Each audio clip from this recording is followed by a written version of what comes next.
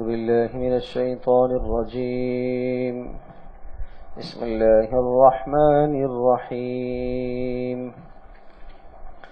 الحمد لله رب العالمين الرحمن الرحيم مالك يوم الدين. إياك نعبد وإياك نستعين. اهدنا الصراط المستقيم صراط الذين أنعمت عليهم غير المغضوب عليهم ولا الضالين.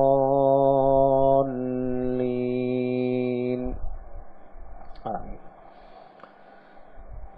یہ سورۃ الفاتحہ ہے. گزشتہ سبق میں یہ بات ہم نے عرض کی تھی کہ سورۃ الفاتحہ کا ایک نام ہے سبع من المثانی، بار بار پڑھی جانے والی 7 آیات. اور 7 آیتوں کے بارے میں تشریح آپ حضرات نے سنی تھی کہ 7 سے مراد عدد، بعض نے بسم اللہ کو ملایا ہے اور بعض نے بسم اللہ کو الگ کیا ہے. سورۃ الفاتحہ کا ایک نام فاتحہ ہے. فاتحہ کا معنی کھولنے والی. چونکہ یہاں سے قرآن مجید کا آغاز ہوتا ہے اس لیے اس کا نام فاتحہ بھی ہے. سورۃ الفاتحہ کا ایک نام ہے ام القرآن. ام القرآن، قرآن کا خلاصہ. اصل. سورۃ الفاتحہ چونکہ قرآن مجید کا خلاصہ بھی ہے اس لیے اس کو ام القرآن بھی کہا جاتا ہے. سورۃ الفاتحہ کا ایک نام شفاء بھی ہے، اور اس کو جس بیماری پر پڑھا جائے اللہ تبارک و تعالی شفاء عطا فرماتے ہیں، اس لیے اس کا نام شفاء بھی ہے. نزول کے اعتبار سے یہ سورہ مبارکہ شروع میں ہی نازل ہوئی ہے، اور اس کی فضیلت یہ بھی ہے کہ رسول اکرم صلی اللہ تعالی علیہ وسلم نے ارشاد فرمایا کہ اللہ تبارک و تعالی نے مجھے سورۃ الفاتحہ عطا فرمائی ہے، یہ کسی اور نبی کو نہیں دی گئی. یعنی جو اس میں مضمون ہے یہ کسی اور نبی کو نہیں عطا کیا گیا. آغاز اللہ پاک کی حمد اور تعریف سے ہے. الحمدللہ رب العالمین. ساری تعریفیں اس اللہ کے لیے جو سارے جہانوں کا پالنے والا ہے. الحمد، ساری تعریفیں. یہ شروع میں جو الف لام ہے نا، یہ بتا رہا ہے ساری تعریفیں. ساری کا جو ترجمہ میں کر رہا ہوں وہ سے ہے. ساری تعریفیں للہ، اللہ کے لیے ہیں. رب العالمین، جو جہانوں کا پالنے والا ہے. رب منا پالنے والا، عالمین عالم کی جمع ہے، جہان.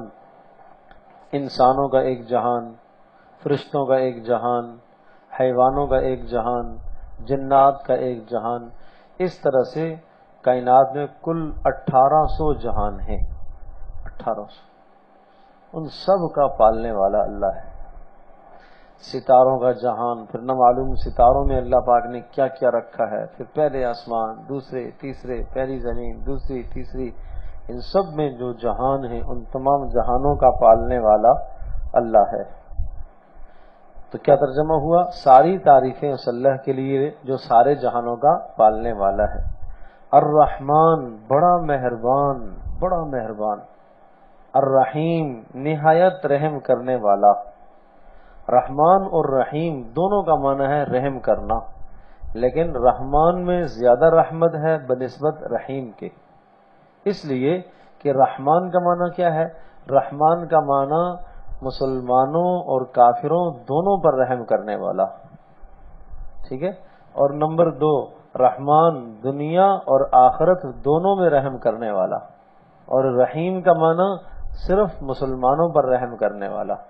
نمبر 2، صرف آخرت میں رحم کرنے والا. دونوں کے اندر رحمت کی بات ہے. تو اس لیے ہم رحمان کا ترجمہ ہم لوگ کرتے ہیں نہایت، بے حد مہربان، بے حد مہربان. کافروں پر بھی مسلمانوں پر بھی. اور کافروں پر بھی رحمت کرنے والا کیا مطلب؟ اللہ کافروں کو کھلا رہا، یہ رحمت ہے. اور ان کی نافرمانیوں پر عذاب نہیں دے رہا، یہ کیوں؟ اس کی رحمت ہے۔ بڑا مہربان، بے حد مہربان، الرحیم نہایت رحم کرنے والا، مالک یوم الدین، مالک وہ مالک ہے، یوم الدین بدلے والے دن کا۔ دین سے مراد یہ دین نہیں ہے، دین سے مراد بدلے کا دن، دانا یا دین دینن سے، جس کا معنی بدلہ دینا، بدلے والا دن یعنی قیامت۔ تو اگر آپ یوں ترجمہ کریں کہ روز جزا کا مالک تو تب بھی ٹھیک ہے، بدلے کے دن کا مالک تب بھی ٹھیک ہے۔ لفظ اللہ جو ہے یہ اللہ پاک کا ذاتی نام ہے، جیسے ہر آدمی کا کوئی نام ہوتا ہے نا، ذاتی نام۔ کسی کا نام آپ نے عمر رکھا ہے، کسی کا نام ابو بکر رکھا ہے، کسی کا نام آپ نے عثمان رکھا ہے، یہ اس کا ذاتی نام کہلاتا ہے۔ اور ذاتی نام کے علاوہ کچھ صفاتی نام ہوتے ہیں، جیسا کہ ایک شخص ہے وہ ڈاکٹر ہے، آپ کہتے ہیں ڈاکٹر عمر، تو اب یہ کیا ہے؟ عمر کے ساتھ لفظ ڈاکٹر یہ بھی ایک نام ہی کہلائے گا، یہ صفاتی نام ہے، ٹھیک ہے جی۔ اسی طرح سے وہ انجینئر ہے، وہ وکیل ہے، وہ صدر ہے، وہ وزیر اعظم ہے، تو یہ صاحب جتنے لفظ لگتے ہیں یہ کیا کہلاتے ہیں؟ صفاتی، صفاتی، اس میں یہ صفت ہے، اس میں یہ صفت ہے، اس میں یہ صفت ہے جی۔ اسی طرح سے اللہ پاک کا ذاتی نام کیا ہے؟ لفظ اللہ، لفظ اللہ ذاتی نام ہے۔ اور رب یہ صفاتی نام ہے، رب کا معنی پالنے والا، رحمان بڑا مہربان، بے حد مہربان، یہ بھی صفاتی نام، الرحیم نہایت رحم کرنے والا، یہ بھی صفاتی نام، مالک یوم الدین قیامت کے دن کا مالک، روز جزا کا مالک، یہ بھی کیا ہے؟ صفاتی نام۔ ایک حدیث میں آتا ہے اللہ پاک کے صفاتی نام 99، ان للہ 99 اسما، بے شک اللہ پاک کے 99 نام، من احصاها دخل الجنہ، جو ان کو پڑھتا رہے گا وہ جنت میں جائے گا۔ یہ جو قرآن کے شروع میں لکھے ہوتے نا یہ 99 نام، یہ ایک حدیث میں ہے، ترمذی شریف کی روایت ہے، اس ایک حدیث میں اسی ترتیب سے یہ 99 نام ہے اللہ پاک کے۔ اس کے علاوہ اور بہت سارے بھی نام ہیں، وہ تو ایک حدیث میں 99 نام گنوائے، تو کوئی 4000 نام اللہ پاک کے بتائے جاتے ہیں، 4000۔ کتنے نام ایسے ہیں جو اللہ پاک نے تورات میں اتارے، کچھ انجیل میں اتارے، کچھ دیگر صحیفوں میں اللہ پاک نے اتارے، کچھ ایسے ہیں جو اللہ نے ملائکہ کو بتائے باقی کسی کو نہیں بتائے، اور کچھ ایسے ہیں جو اللہ پاک نے کسی کو بھی نہیں بتائے۔ اور یہ باتیں جو میں کہہ رہا ہوں یہ ایک حدیث سے پتہ چلتی ہیں۔ آپ نے ارشاد فرمایا، دیکھو کتنی پیاری دعا ہے، اللہم انی اسألک بکل اسم ھو لک سمیت بہ نفسک، اے اللہ میں تجھ سے سوال کرتا ہوں تیرے اس نام کے ذریعے سے جس نام سے تو نے اپنا نام رکھا، یا وہ نام تو نے اپنی کتاب میں اتارا، یا وہ نام تو نے اپنے کسی مخلوق کو سکھایا، یا وہ نام تو نے غیب میں رکھا ہوا ہے، ان سب ناموں کے ذریعے سے ہم سوال کرتے ہیں۔ اس لیے قرآن میں بھی یاد ہے نا کہ اللہ پاک کے بہترین نام ہیں، ان ناموں کے ذریعے سے اللہ کو پکارو، اس سے دعائیں قبول ہوتی ہیں۔ جب اللہ سے مانگو نا تو آپ یہ کہا کرو، یا اللہ، یا رحمان، یا رحیم، اے مالک یوم الدین، اے رب العالمین، یہ لفظ کہہ کے دعائیں کرا کرو، دعائیں قبول ہوتی ہیں۔ اس سے صفاتی نام لے کے دعائیں کرو تو اس سے کیا ہوتے ہیں؟ دعائیں قبول ہوتی ہیں۔ تو یہاں جو اللہ پاک کا ایک ذاتی نام اور صفاتی نام کتنے ذکر کیے؟ رب، رحمان، رحیم، مالک، کتنے نام ہو گئے؟ 4۔ اور ان 4 ناموں میں سے جو پہلے 3 ہیں ان 3 ناموں کے اندر رحمت ہی رحمت ہے۔ رب پالنے والا، تو پالنے والا وہی ہوتا ہے جو مہربان ہوتا ہے، تربیت کرنے والا، آہستہ آہستہ کمال تک پہنچانے والا، اور رحمان اور رحیم یہ تینوں لفظ دلالت کرتے ہیں، بتا رہے ہیں کیا چیز؟ اللہ پاک کی رحمت۔ ایک جو چوتھا لفظ ہے مالک یوم الدین، اس میں رحمت بھی ہے اور غصہ اور غضب بھی ہے، کہ قیامت کے دن کا مالک تو ایمان والوں کو کیا کرے گا؟ بدلہ دے گا نا، تو ایمان والوں کے لیے کیا ہوا؟ رحمت ہوئی، اور نافرمانوں کو سزا دے گا، تو اس حساب سے غصہ ہوا۔ تو ایک نام کے اندر غصہ بھی ہے اور رحمت بھی ہے، اور باقی تینوں ناموں کے اندر کیا ہے؟ رحمت ہے۔ اس سے پتہ چلتا ہے کہ اللہ پاک کی رحمت اللہ کے غصے پر غالب ہے۔ ٹھیک ہے نا؟ ہم جو دیکھتے ہیں دنیا کے اندر، ہم کہتے ہیں یہ آدمی بڑا غصے والا ہے، تو اس کا کیا مطلب ہے کہ کبھی بھی اس کے اندر مہربانی ہے ہی نہیں ہے؟ نہیں، ہوتی ہے لیکن غصہ زیادہ رہتا ہے اس کا۔ ایک آدمی کے بارے میں ہم تبصرہ کرتے ہیں کہ یہ جناب بڑا نرم دل ہے، تو اس کو کبھی غصہ نہیں آتا؟ نہیں آتا ہے۔ مطلب یہ ہے کہ اس میں نرمی زیادہ ہے، غصہ کم ہے۔ اللہ پاک کے بارے میں کیا فیصلہ ہے؟ اللہ پاک کے اندر کیا ہے؟ رحمت زیادہ، رحمت، اس کی رحمت اس کے غضب اور غصے پر غالب ہے۔ ٹھیک ہے جی، اعتدال ہے۔ یہ بھی بتاؤں، ہم جب کسی کو غصہ کرتے ہیں تو پھر آپے سے باہر ہو جاتے ہیں، غصہ کرتے ہی چلے جاتے ہیں، کرتے ہی چلے جاتے ہیں۔ اللہ کا یہ نہیں ہے۔ اور جب ہم کسی سے پیار کرتے ہیں تو پھر پیار ہی پیار کرتے چلے جاتے ہیں۔ اللہ پاک کے ہاں ایسا نہیں ہے۔ ٹھیک ہے، تو جب کہا کہ ساری تعریفیں اس اللہ کے لیے جو سارے جہانوں کا پالنے والا ہے، رب العالمین، ساری تعریفیں اس اللہ کے لیے جو سارے جہانوں کا پالنے والا ہے، الرحمن اور بڑا مہربان، الرحیم نہایت رحم کرنے والا، مالک یوم الدین اور قیامت کے دن کا مالک۔ اور ایک اور بات بتاؤں، جب کہا رب العالمین ہے وہ اللہ، اللہ ہے ہی وہ جس کے اندر ساری خوبیاں ہی خوبیاں ہیں۔ اچھا، پھر وہ رب العالمین سارے جہانوں کا پالنے والا، تو رحمت آ گئی نا؟ رحمان، اس میں بھی رحمت آ گئی، رحیم، اس میں بھی رحمت آ گئی۔ تو یہ ساری رحمتیں سن کر کہیں بندہ باغی نہ ہو جائے، اچھا بھائی مزے ہے، مزے، رحمت ہی رحمت ہے، پھر تو کوئی سزا تھوڑی ہوگی۔ کہا نہیں، مالک یوم الدین، بدلے کے دن کا مالک ہے، بدلے کے دن کا مالک ہے۔ اس کی رحمت سے غلط فائدہ نہ اٹھانا، نافرمان نہ بن جانا۔ کبھی کبھی باپ کی نرمی اولاد کو بگاڑ دیتی ہے نا، بہت نرم ہے، کچھ بھی نہیں کہتا، کچھ بھی نہیں کہتا، اچھا کچھ بھی نہیں کہتا، کچھ بھی نہیں کہتا، تو پھر اولاد بھی جو مرضی ہے کرو۔ تو کہا کہ اچھا رحمان ہے، اچھا رحیم بھی ہے، اچھا رب بھی ہے، پھر تو کچھ نہیں کہے گا۔ کہا نہیں نہیں، مالک یوم الدین، قیامت کے دن کا مالک ہے، پوچھے گا، پوچھے گا، جری نہ ہو جانا، نافرمان نہ بن جانا۔ اللہ اکبر۔ ایاک نعبد و ایاک نستعین، ایاک تیری ہی، نعبد ہم بندگی کرتے ہیں، و ایاک نستعین اور تجھ ہی سے مدد مانگتے ہیں۔ ایاک نعبد تیری ہی بندگی کرتے ہیں، و ایاک نستعین اور تجھ ہی سے مدد مانگتے ہیں۔ عبداللہ ابن عباس رضی اللہ تعالی عنہ اس کی تشریح فرماتے ہیں، نعبدک ولا نعبد غیرک، ہم تیری ہی عبادت کرتے ہیں، تیرے سوا کسی کی نہیں کرتے۔ تو یہ جو لفظ ایا کا آیا ہے نا، یہ ایک ایک لفظ میں ایسی خصوصیت ہے نا، مت پوچھو۔ یہ جو لفظ آیا ہے ایا کا، کہ ہم عبادت کرتے ہیں، اور یہ ایا کا پہلے آیا ہے، تو یہ بتا رہا ہے تیری ہی عبادت کرتے ہیں۔ یہ ہی کا ترجمہ کہاں سے کر رہا ہوں؟ یہ جو ایا کا لفظ آیا ہے یہ بتا رہا ہے۔ ٹھیک ہے، تو ایاک نعبد تیری ہی ہم عبادت کرتے ہیں، وایاک نستعین اور تجھ ہی سے مدد مانگتے ہیں۔ عبادت جب تجھ سے کرتے ہیں تو اس عبادت کے نتیجے میں اللہ تو ہماری مدد فرما۔ ہم کمزور ہیں، کمزور کو تو سہارے اور مدد کی ضرورت ہوتی ہے، تو اللہ اس کے نتیجے میں ہماری تمام ضروریات میں، مرادوں میں اللہ تو ہماری مدد فرما۔ ٹھیک ہے، اہدنا الصراط المستقیم۔ اللہ پاک کی پہلے تعریف کی ہے جی، رب العالمین ہے، رحمان ہے، رحیم ہے، مالک یوم الدین ہے۔ اس کے بعد کیا ہے؟ ایاک نعبد، تحفہ پیش کیا اللہ کے دربار میں، اے اللہ ہم بندگی تیری کرتے ہیں، تحفہ ہے، اے اللہ ہماری طرف سے آپ کے لیے کیا ہے؟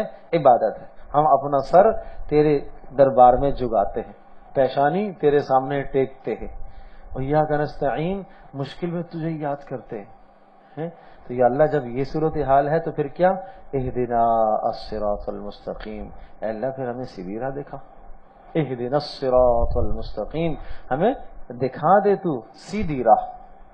نمازوں میں بندہ یہی پڑھتا ہے، اللہ پاک سے یہی مانگتا ہے کہ اللہ تو ہمیں سیدھی راہ دکھا دے۔ تو سیدھی راہ سے مراد کیا ہے؟ اسلام، سارے مسلمان ہیں، پھر کیا مطلب؟ اے اللہ جس طرح سے تو نے ہمیں اسلام عطا فرمایا، ایمان عطا فرمایا، اسی طرح سے اس ایمان پر ہمیں ثابت قدم رکھ، یہ ہے اہدنا الصراط المستقیم، اے اللہ ہمیں اسلام پر ثابت قدم فرما، اہدنا الصراط المستقیم، دکھا دے ہمیں راستہ المستقیم، سیدھا سیدھا وہ راستہ کہلاتا ہے، المستقیم اس راستے کو کہتے ہیں جو ایسا شارع عام ہو کہ جس میں دائیں بائیں بھٹکنے کا کوئی احتمال نہ ہو، کھلا راستہ جا رہا ہے۔ یہاں سے آپ نے کسی کو کہا شارع فیصل جانا ہے، اچھا آپ کو جناب نرسری جانا ہے، اچھا جی یہاں سے نکلو، آگے مین روڈ کھلا روڈ آئے گا، بس اب دیکھے بس دائیں بائیں نہیں مڑنا ہے آپ نے، تو دیکھ لے گا کھلا واسع چوڑا روڈ ہے، گاڑیاں جناب سینکڑوں کی تعداد میں وہاں سے گزر رہی ہیں، تو سمجھ جائے گا یہ اسی کا شاید اس نے کہا۔ اس طرح سے الصراط المستقیم، اتنا کشادہ، اتنا کھلا راستہ کہ جس کے اندر دائیں بائیں بھٹکنے کا کوئی احتمال چانس نہ ہو، اس کو کہتے ہیں الصراط المستقیم، سیدھا راہ۔ اللہ اکبر، جب بات اتنی تھی تو کافی تھی، اے اللہ ہمیں سیدھا راہ دیکھا، لیکن مزید سمجھایا کہ سیدھا راستہ لینے کے لیے تمہیں چاہیے گا کیا؟ صراط الذین انعمت علیہم، راستہ ان لوگوں کا جن پر تو نے انعام فرمایا ہے، راستہ ان لوگوں کا جن پر تو نے کیا فرمایا ہے؟ انعام فرمایا ہے۔ اور جن پر تو نے انعام فرمایا ہے وہ 4 طبقے ہیں، نبی، صدیق، شہید، صالح، نبی، صدیق، شہید، صالح۔ سورۃ النساء میں اس کی تفسیر موجود ہے، اولئک الذین انعم اللہ علیہم، جن پر اللہ نے انعام فرمایا وہ کون ہیں؟ نبیین ہیں، صدیقین ہیں، شہداء ہیں، صالحین ہیں۔ اے اللہ ان 4 قسم کے لوگوں کا راستہ ہمیں عطا فرما کہ ہم بھی ان کے پیچھے چلیں اور جنت میں پہنچ جائیں اور تجھے راضی کر لیں۔ یہ ہے صراط الذین انعمت علیہم غیر المغضوب علیہم ولا الضالین۔ آدمی جب راستے پر چلتا ہے تو بھٹکنے کے چانس تو ہیں، کہیں نہ کہیں ایسا نہ ہو کہ بھٹک جائے۔ کس قسم کے راستے سے پناہ مانگتا ہے؟ غیر المغضوب، ان لوگوں کا راستہ نہیں جن پر غصہ ہوا ہے، جن پر تو غصہ ہوا ہے، مغضوب علیہم، مغضوب علیہم مانا جن پر تو غصہ ہوا ہے، ولا الضالین، گمراہوں کے راستوں پر بھی نہیں۔ صراط الذین انعمت علیہم، راستہ ان لوگوں کا جن پر تو نے انعام فرمایا ہے، غیر المغضوب علیہم، ان پر غصہ نہیں ہوا، ولا الضالین، اور نہ وہ گمراہ ہوئے۔ ایک بہت بہت باریک بات بتاؤں گا، غور کریں گے تو سمجھ میں آئے گی، ذرا غور کریے گا۔ دیکھیں میں 2 ترجمے کروں گا، آپ اندازہ کرنا۔ صراط الذین انعمت علیہم، راستہ ان لوگوں کا جن پر تو نے انعام فرمایا ہے۔ کون لوگ ہیں؟ نبی، صدیقین، شہداء، صالحین۔ اچھا، غیر المغضوب علیہم ولا الضالین، نہ وہ ان پر تیرا غصہ ہوا ہو، نہ وہ گمراہ ہوئے ہوں، سنا، نہ ان پر تیرا غصہ ہوا ہو اور نہ وہ گمراہ ہوئے، یعنی وہ لوگ نبی، صدیقین، شہداء، صالحین، یہ 4 قسم کے لوگ ہیں، ان میں 3 خوبیاں پائی جاتی ہیں۔ کتنی خوبیاں پائی جاتی ہیں؟ 3۔ پہلی خوبی، ان پر تیرا انعام ہوا، ٹھیک ہے۔ دوسری خوبی، ان پر تیرا غضب نہیں ہوا، غصہ نہیں ہوا۔ تیسری خوبی، وہ گمراہ بھی نہیں ہوئے۔ جیسے کہ آپ کہتے ہیں ایک آدمی آیا، آپ نے کہا یہ آدمی نیک صالح آدمی ہے، ٹھیک ہے، نیک صالح آدمی ہے، یہ نیکی اس کے اندر موجود ہے، اس کو کہتے ہیں وجودی صفت۔ وجودی صفت سمجھتے ہیں؟ میری بات سمجھ رہے کہ یہ صفت اس کے اندر موجود ہے، وجودی صفت۔ اور ساتھ ساتھ میں یہ بھی کہہ رہا ہوں، یہ جو آدمی آنے والا نا، یہ نیک آدمی ہے، یہ کافر نہیں ہے، یہ مشرک نہیں ہے، بات سمجھ رہے؟ یہ کافر نہیں ہے، یہ مشرک، آنے والا آدمی آیا یہ نیک ہے، یہ کافر نہیں ہے، یہ مشرک نہیں ہے۔ تو میں نے کتنی صفات ذکر کی اس کی؟ 3۔ ایک وجودی کہ ہاں اس میں نیکی ہے، 2 سلبی، سلب کا معنی نفی کرنا، نہیں ہے، کافر نہیں ہے، دوسرا کیا ہے؟ مشرک بھی نہیں ہے۔ تو وہ ایک آنے والا، اسی کی 3 خوبیاں ہیں نا، اسی کی 3 خوبیاں ہیں۔ تو اب ترجمے آپ کو سمجھ میں آئے گا کہ اللہ وہ لوگ جن پر تو نے انعام کیا ہے، ان کی پہلی خوبی کہ تو نے ان پر انعام فرمایا، دوسری خوبی ان پر تیرا غصہ نہیں ہوا، تیسری خوبی وہ گمراہ نہیں ہوئے۔ ایک یہ ترجمہ کیا۔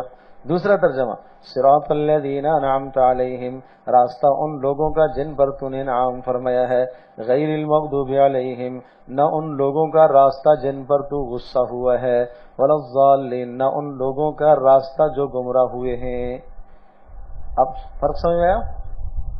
یہ والا جو ترجمہ کیا ہے نا، یہ زیادہ بہتر نہیں ہے، پہلے والا ترجمہ اچھا ہے، پہلے والا ترجمہ اچھا ہے کہ ہمیں اللہ ان لوگوں کا راستہ دکھا دے جن میں تین خوبیاں ہوں۔ پہلی خوبی ان پر تو نے انعام فرمایا، دوسری خوبی ان پر تو غصہ نہیں ہوا، تیسری خوبی وہ گمراہ نہیں ہوئے۔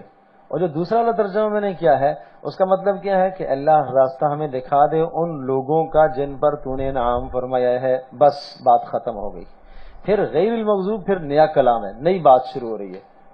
ان لوگوں کا راستہ نہیں دکھانا جن پر تو غصے ہوا ہو، یعنی یہود۔ ان لوگوں کا راستہ نہیں دکھانا جو گمراہ ہوئے ہیں، یعنی نصارہ۔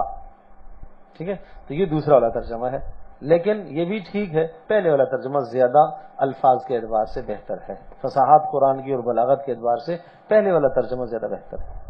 اگر جو دوسرا والا ترجمہ میں آپ کو بتا رہا ہوں نا کہ زیادہ بہتر نہیں ہے، تو یہ گرامر کے اعتبار سے یہ نہیں بیٹھتا، یہ ترجمہ بن نہیں رہا گرامر کے اعتبار سے۔ جو دوسرا جو میں آپ کو بتا رہا ہوں نا کہ صحیح نہیں ہے، اس لیے میں نے، آپ شاید دیکھیں گے تفسیر عثمانی میں حاشیے میں ایک جملہ لکھا ہوگا، اگر آپ کو سمجھ میں آ جائے، اسی جگہ پر انہوں نے یہی لکھا ہے کہ غیر المغضوب علیہم ولا الضالین، جو نا یہ غیر المغضوب ولا الضالین یہ صراط الذین سے صفت واقع ہے، ترکیبی اعتبار سے، گرامر کے اعتبار سے صفت واقع ہوگا۔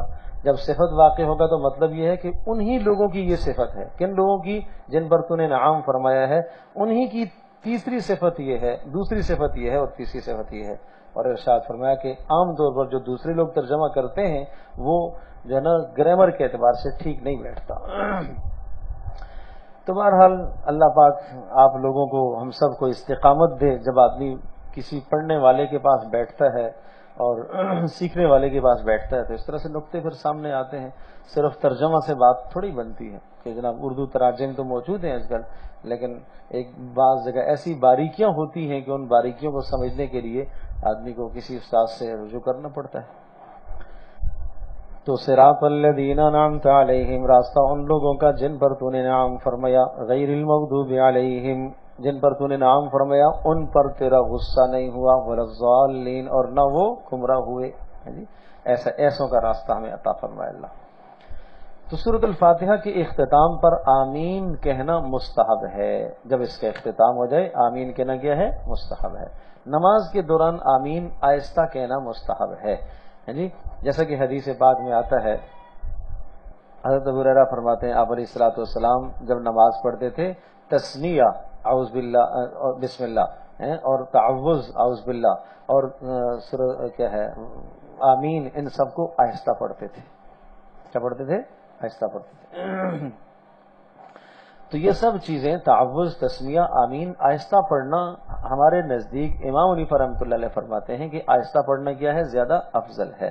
اچھی طرح سے ذہن نشین فرما لیں، یہ اختلاف جائز ناجائز کا نہیں ہے، بلکہ کس کا ہے؟ بہتر غیر بہتر۔ بہتر کیا ہے؟ امام حنیفہ فرماتے ہیں کہ بہتر ہے آہستہ پڑھا جائے۔ کیوں؟ اس لیے کہ آمین دعا ہے، اور دعا کے لیے ضابطہ یہ ہے کہ آہستہ کی جائے، زیادہ اچھا ہے۔ اس لیے کہ قرآن میں ادعوا ربکم تضرعا وخفیہ، اپنے پروردگار کو پکارو آہستہ آہستہ سے۔ تو آمین کیا ہے؟ دعا ہے، اور دعا کے لیے ضابطہ کیا بتایا؟ آہستہ۔ تو اس لیے ہم اس کو آہستہ پڑھنا افضل سمجھتے ہیں۔ تاہم جو آدمی اونچی آواز سے پڑھ لے تو جب بھی اس کی نماز ہو جاتی ہے، بالکل بغیر کسی کراہت کے۔ بہتر یہ ہے کہ آہستہ پڑھی جائے، ٹھیک ہے جی۔ تو اس لیے اس مسئلے کو عوام میں اتنا لے کے جانا اور لڑائی کرنا، جی جناب تم نے زور سے آمین نہیں کہی ہے، تم نے رفع دین نہیں کیا ہے، اور جناب یہ ہے فلاں ہے فلاں ہے، اس کی چیزیں اچھی نہیں۔ اس وقت امت کے اندر انتشار نہ پیدا کیا جائے، اتحاد قائم کرنے کی کوشش کی جائے۔ ہاں، آپ کے پاس اپنی دلیل ہونی چاہیے۔ امام کے پیچھے ہم سورۃ الفاتحہ نہیں پڑھتے، جو ہم باجماعت نماز پڑھ رہے ہیں ہم امام کے پیچھے سورۃ الفاتحہ نہیں پڑھتے۔ کیوں؟ دو روایتیں ہمارے سامنے، مسلم شریف کی روایت ہے، امام اس لیے مقرر کیا جاتا ہے کہ تم اس کی اقتدا کرو۔ جب امام تکبیر کہے تم بھی تکبیر کہو، اور جب امام قرات کرے تم چپ رہو. اذا کبر الامام فکبروا، جب امام تکبیر کہے تم بھی تکبیر کہو. واذا قرأ فانصتوا، اور جب امام قرات کرے تم چپ رہو. واذا رکع، جب امام جو ہے وہ رکوع کرے تم بھی اس کے ساتھ رکوع کرو. تکبیر کے ساتھ تکبیر موافقت بتائی ہے. اور وَإِذَا قَالَ غَيْرِ الْمَغْضُوبِ عَلَيْهِمْ وَلَا الضَّالِّينَ، اور جب امام کہے غیر المغضوب علیہم ولا الضالین فقولوا آمین، تم آمین کہو. یہ نہیں کہا اونچی آواز سے کہو، بس تم آمین کہو. اور جس کی آمین فرشتوں کی آمین کے ساتھ مل گئی اس کے گزشتہ گناہ معاف ہو گئے. ایک تو یہ حدیث ہے. دوسری حدیث ہے من کان لہو امام فقراۃ الامام لہو قراۃ، ابو داؤد کی روایت ہے. جس کا امام ہے، امام کی قرات اس کی قرات ہے، تو امام جو قرات کرے گا وہ اس کی قرات سمجھی جائے گی. اس طرح سے آپ جانتے ہیں یہ سب جو لوگ یہ کہتے ہیں کہ امام کے پیچھے سورۃ الفاتحہ پڑھنی چاہیے، وہ بھی یہ لوگ اس بات کو تسلیم کرتے ہیں کہ اگر امام رکوع میں ہے اور آپ امام کو پا لیتے ہیں، مل جاتے ہیں رکوع میں، تو آپ کی رکعت ہو گئی، اگرچہ آپ نے سورۃ الفاتحہ نہیں پڑھی. کب پڑھی؟ آپ نے نہیں پڑھی، پھر بھی آپ کی رکعت ہو گئی. تو اسی طرح سے یہاں پر بھی شروع سے آخر تک ہم نے نہیں پڑھنی ہے، اس لیے کہ امام یہاں پر وہ کیا ہے، مقتدا ہے، رہنما ہے، اس کے پیچھے ہم چل رہے ہیں. اسی لیے کہا نا ایاک نعبد، امام ہم سب کی جو ترجمانی کر رہا ہے. ہم ایاک نعبد، اے اللہ ہم سب آپ کی بندگی کر رہے ہیں، و ایاک نستعین، اور ہم سب آپ سے کیا کر رہے ہیں، مدد مانگ رہے ہیں. یہ تو نہیں کہا نا کہ ایاک نعبد میں بندگی کر رہا ہوں، میں مدد مانگ رہا ہوں. تو ہم کا مطلب ہے کہ بات کرنے والا ایک ہے اور باقی سارے اس کے پیچھے چل رہے ہیں. تو ان دلائل سے ہم یہ کہتے ہیں کہ امام کے پیچھے قرات نہیں کرنی ہے، خاموش کھڑا رہنا ہے. جی سورۃ الفاتحہ یہ، اور پھر عجیب بات بتاؤں، مفسرین نے لکھا ہے کہ پورے قرآن کا خلاصہ کیا ہے، سورۃ الفاتحہ ہے. اور سورۃ الفاتحہ کا پھر خلاصہ ہے ایاک نعبد و ایاک نستعین، بندگی اور استعانت.